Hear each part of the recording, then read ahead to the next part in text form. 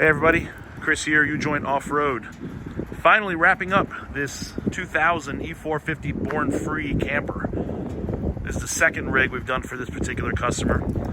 We did a Bigfoot for him several years ago, and he, I think, decided to downsize into this smaller, a little more agile rig. Hopefully the wind's not messing the video up. I apologize if it is. So, let's get to the nitty-gritty. It's 2000 E450 V10. It's got the 4R100 behind that. We added the NV271 after we added a VSS sensor to the tail housing. These things have the VSS sensor in the e-brake, which I don't know why somebody decided to do that, but they did, and we make the parts now to adapt it. Actually working on some new parts for that. The gears that we've been using for years have become obsolete and unobtainium, so we drew our own and we're having it manufactured now. For the very few E450 transmissions that we do lately that have the e-brake drum on the back. 6-inch lift on 33s, 285/70 Toyo Open Country AT3 on a 17-inch American Racing Baja wheel in black. We went with a dual shock upgrade. We have discontinued the dual shock setup for our system. Getting shocks has been too difficult the last few years, and there's really no functional upgrade. It's more of a cosmetic. So we killed it, but he was already on the books. So we've got a few sets left that we'll be installing and shipping. Custom spec springs, as always. That's the reason you don't really need dual shocks, is because we spec the springs the way they should be. Hellwig sway bar up front. We've got a stage 2 front axle with the hub and brake upgrade.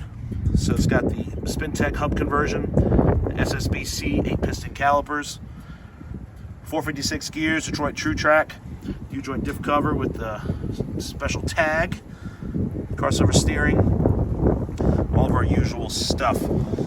Up front, it's got a trail-ready bumper. It's not a bumper we sell, but he sourced it himself and then had it custom painted. And we did stuff it with some Baja Design LP4s and these SAE Baja Design fog lamps. Does have a Warn winch in there, Xeon 12S Platinum. We added our fair lead and a Factor 55 thimble with some Warn shackles. Had to make a custom OBA mount for the front, so we've got his OBA port right there in the bumper. It came with the black grille. We did pull it to add the smoked amber LED lights.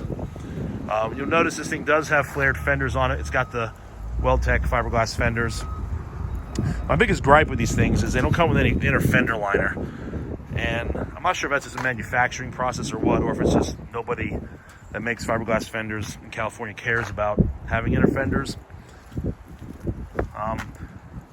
This side's got a pretty large gap, so I don't know what's up with the fit and finish. Also, it took us twice as long to put these lights in because all the hardware for the headlights was mixed and matched. It's all different. Every bolt was different than the other.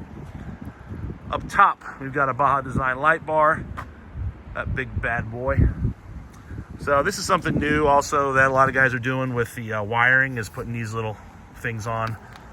Not something I would do on my own rig, but it definitely saves a lot of time when it comes to wiring these lights, not having to pull the headliner and go through the roof. But we had to pull the headliner anyway to bolt up the light bar.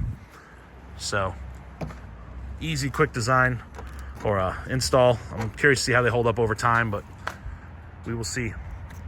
Here's some S2 Pros on some Vantage Optics A-pillar mounts. Customer had it lined, I guess it's a Raptor liner, somewhere out west. We've got our side steps for the cab chassis. This rig is running 2 S-Pods. So we've got one here with everything that we did. There's another one that's going to go in the center console. You can add more stuff. When we eliminate the e-brake, the driveline e-brake, we add a line lock. And that is the line lock switch. Does have our OBA. Does have custom spec springs in the rear. Fox 2.0s. Got our airbags for overload. And our direct mount sway bar links. Out back, we've got the 17-inch Dodge wheels machined with 255/80 17 AT3.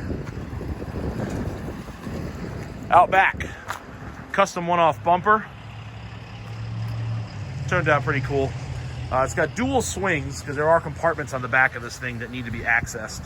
So these two owl boxes are on the driver's side swing, and then we got the tire on the passenger side swing. He does plan to block the tail lights with more stuff, so we relocated the running stop, tail and turn there, and then we've got our normal rigid SRL lights down here that are reverse and running lights. Put a new trailer plug in it. Got the OBA right there with the airbag ports. It turned out pretty good. We are gonna start, we're actually gonna stop building elaborate rear custom bumpers on these things. I'm gonna have a few options listed on the website soon, but we're gonna really simplify what we're doing as far as custom bumpers go. They just eat up too much time, and it's just a lot of communication back and forth, and yeah, trying to always consolidate to become more efficient with our core stuff. So if you're looking for a bumper like this, it's probably not gonna happen. Sorry to disappoint. All right, that is all I can think of on this rig. Lots of work, lots of little details. I think he's gonna enjoy it. Gonna keep putting some miles on it and send it home. So if you have any questions, leave them in the comments. The customer is active here on our YouTube channel and our Facebook page. So if you have questions, he'll find them and he'll answer them. If you have questions about the RV, the specifics of the RV, or some of the stuff that I didn't cover. And that's it. If you don't follow us on Instagram and Facebook, please do. Thanks for watching, and have a great day.